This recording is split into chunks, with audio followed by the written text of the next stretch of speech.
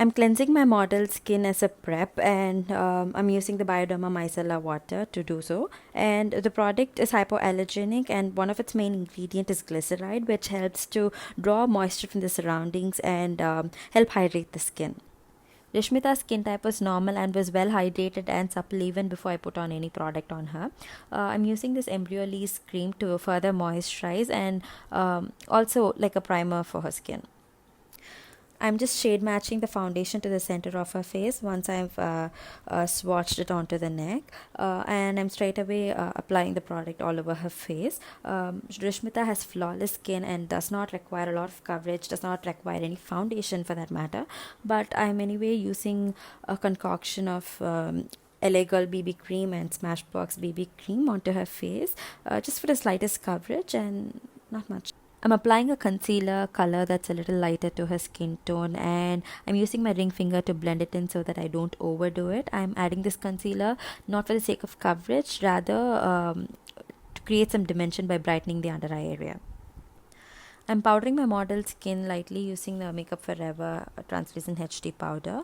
Follow a certain routine only if it's required for your skin type and skin requirement, and skip it if it's not necessary.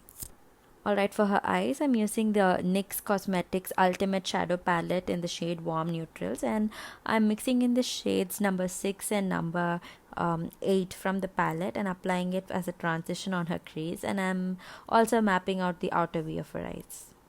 I'm further deepening the crease using the shades 10 and 12 from the same palette. It's best if you start out with a lighter color and build it up rather than using a darker color and struggling to blend using a crease brush. I'm deepening the crease with the shade 16 from the NYX palette using a definer brush. I'm only applying the color to the center of her eyelids, center of her crease, and I'm not extending it to a wing or drawing it in a certain shape. I am only blending the line that I drew earlier to map out the crease using a pencil brush, and I'm not using any extra product to blend it. To cut the crease, I'm using two different lighter shades from the palette, shade number 1 and shade number 3, and cutting the crease right underneath the definition that we had done on the crease. I'm deepening the crease furthermore using the Cypress Umber shade from Anastasia Beverly Hills Modern Renaissance palette. Once I'm satisfied with how the depth of the crease is, I'm using a crease brush to just blend in the edges just so that it doesn't look harsh.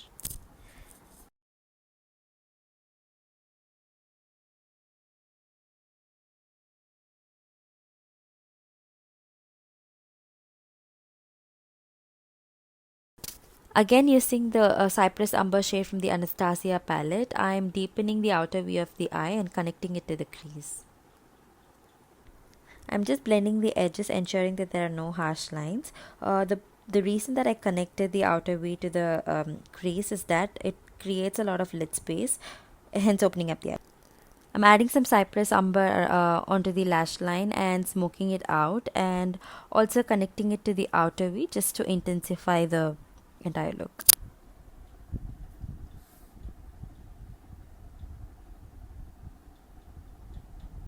I'm adding a black liner to intensify the root of the lashes. Here I'm using a Krylon cake liner. You can use a regular liquid liner instead.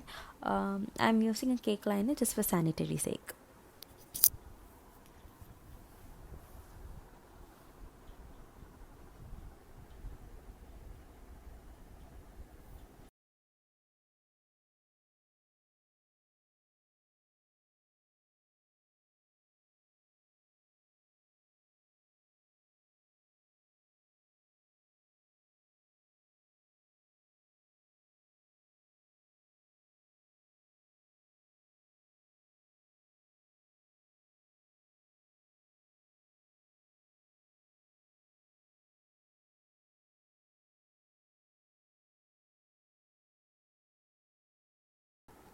I'm adding some color onto her cheeks using the Morphe 9B palette and mixing it with the pink from the NYX blush palette.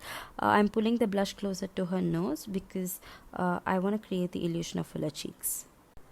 I'm sculpting her face ever so slightly by mixing a couple of shades from the NYX contour palette, and I'm applying it only to the areas where she has natural contours on her face.